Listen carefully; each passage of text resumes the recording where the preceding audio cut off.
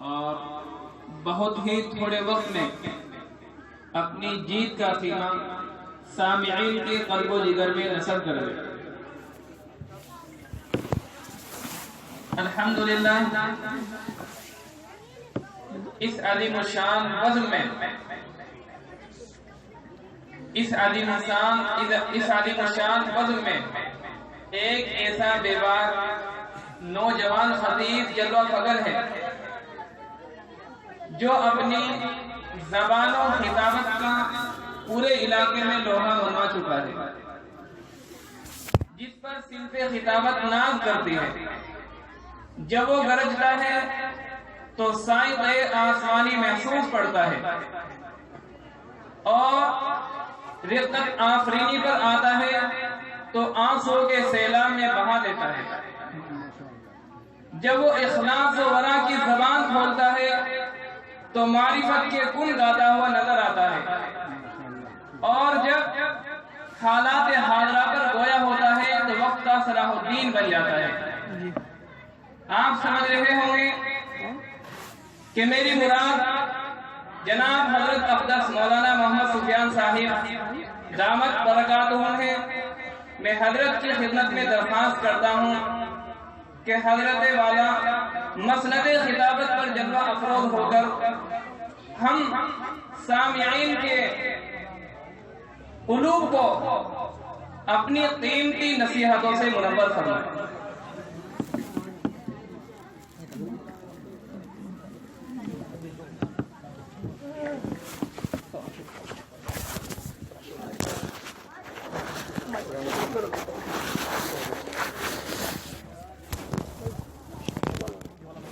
الحمد لله وكفى وسلام على عباده الذين اصطفى، أما بعد. أعوذ بالله من الشيطان الرجيم. بسم الله الرحمن الرحيم. يا أيها الرسول بلغ ما أنزل إليك من ربك وإن لم تفعل فما بلغت رسالته والله يعصمك من الناس.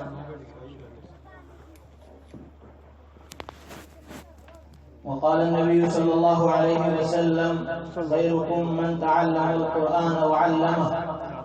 وقال النبي صلى الله عليه وسلم إن هذا القرآن نزل بحزن فإذا قرأتموه فابكوا فإن لم تبكوا فتباكوا أو كما قال عليه الصلاة والسلام. محترم حضرات، اللہ کا فضل و کرم ہے، آپ حضرات نے مغرب سے لے کر اب تک بہت سارے خطابات بچوں کی زبانی سماعت فرمائے اور بیان اور تقریر بار بار ہمیں سننی ہے اور عمل کی نیت سے سننی ہے۔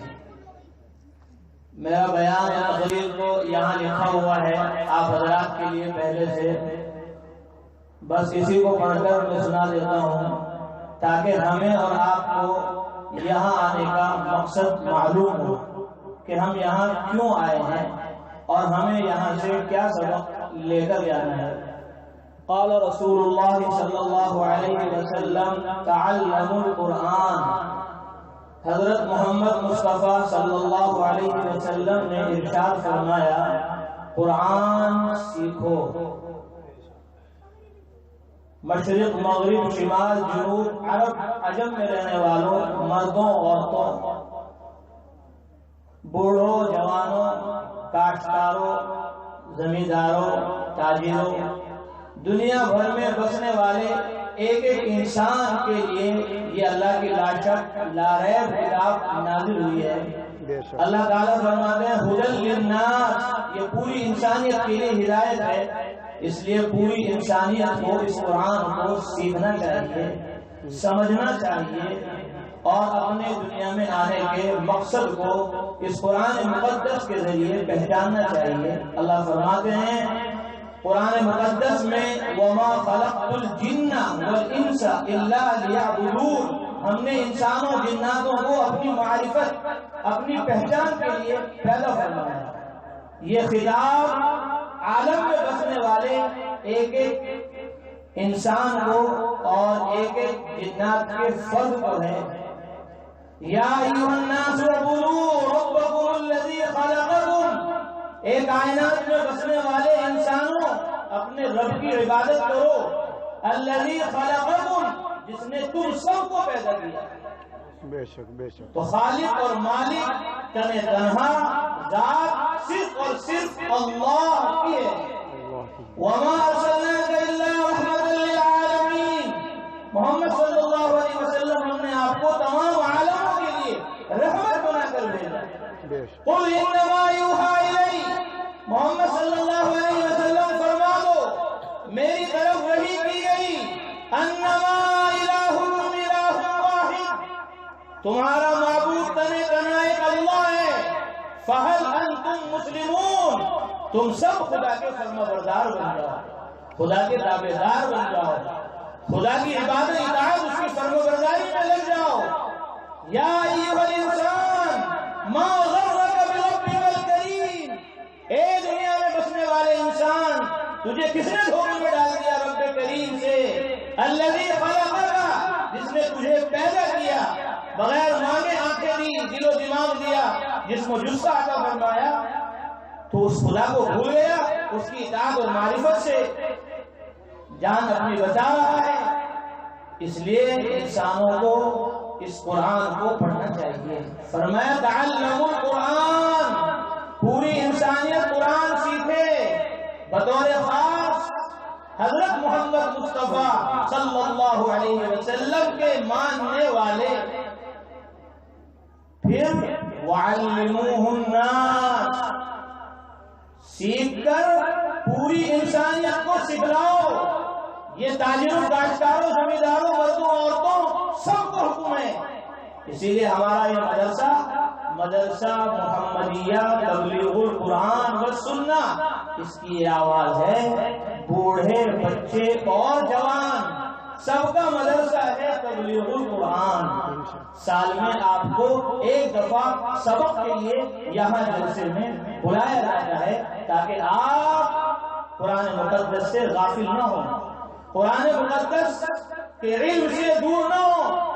آپ جس طرح اپنے چھوٹے چھوٹے معصوم بچوں کو مدرسوں میں اور مکتبوں میں بھیج رہے ہیں، اسی طرح آپ حضرات بھی قرآن مقدس کو سیکھیں اور وعلموہ الناس، پوری انسانیت کو سکھائیں.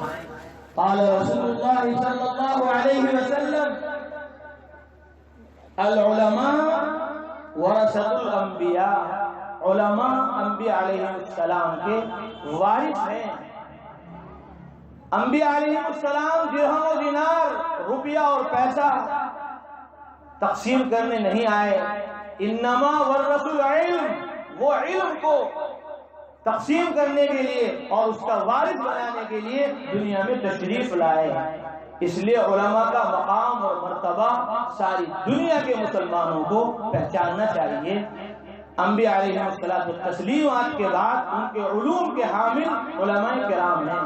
اس لیے ان کا اکرام، ان کی تعظیم، ان کی محبت ہم سب پر فرض ہے. علم اور علماء سے محبت، یہ ہمارے اس اجلاس کا مقصد ہے کہ ہم علم سے بھی محبت کریں اور علماء سے بھی محبت کریں. اور اللہ کے رسول صلی اللہ علیہ وسلم نے فرمایا من علم ابنہ القرآن نظرا، جس نے اپنے بچے کو ناظرہ قرآن پڑھایا، غفر له ما تقدم من ذنبی وما تأخر، اللہ اس کے اگلے پچھلے سارے گناہوں کو معاف فرما دے. سبحان اللہ. اس لیے اپنے اولاد کو قرآن مقدس سکھاؤ. اور حضرت محمد صلی اللہ علیہ وسلم نے ارشاد فرمایا سیأتیکم اقوام یطلبون العلم فإذا رأیتموہم فقولوا لهم مرحبا مرحبا بوصیت رسول اللہ صلی اللہ علیہ وسلم. فرمایا تمہارے پاس اقوام عالم آئے گی، لوگ آئیں گے محلوں سے، لوگ آئیں گے دیہاتوں سے، ملکوں سے، شہروں سے.